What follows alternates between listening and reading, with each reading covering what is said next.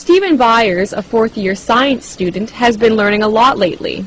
But his latest studies aren't limited to just physics and biology. Byers is learning about Islam, a religion he's recently embraced.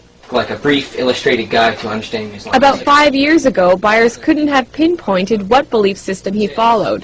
He was raised a Christian, but Byers remembers feeling let down by his faith when bad things happened in his life. I would always question, like, why would God do that to me, or my family, or my friends, it just didn't make sense to me. And then I got pretty angry. That was, like, the only time in my life where I was really angry about a lot of stuff. Now Byers is feeling more settled. This past spring, he was encouraged by some friends to learn more about Islam.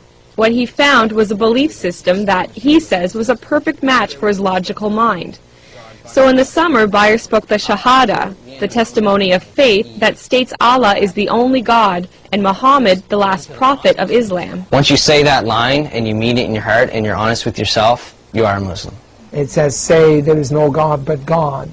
Abdul Haq Hamza says one reason why people gravitate to Islam is because there's something missing in their lives they want to fill.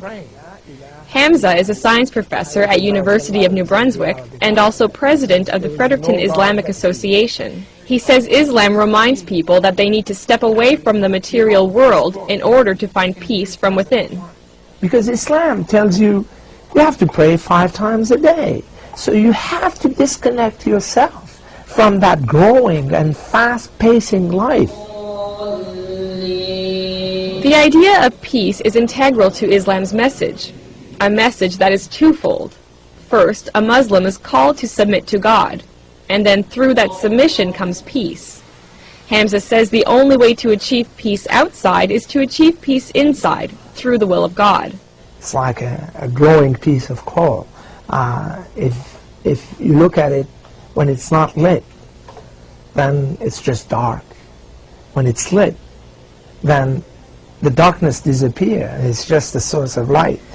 The other major duties that are required in Islam can strengthen a Muslim's commitment to God and to peace.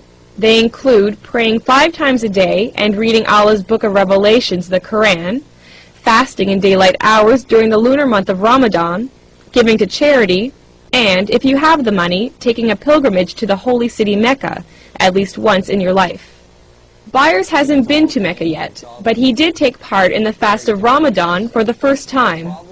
Not eating that period of the day teaches you discipline, and it just, I guess, knocks you down a step and makes you realize, what it is like for those people that can't eat. This was just one of many firsts for Byers, but he says that still it's been easy to adjust to this faith. That's because he feels the fundamental values of peace, charity, and goodwill were already a part of his character.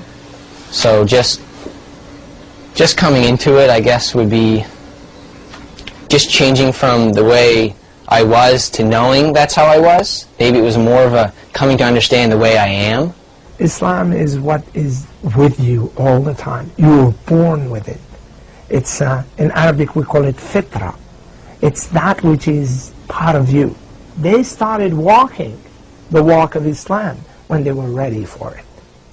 Byers says it's important for people to learn a bit about Islam, even if it's nothing more than to clear away misconceptions that peg Islam as a religion of terror.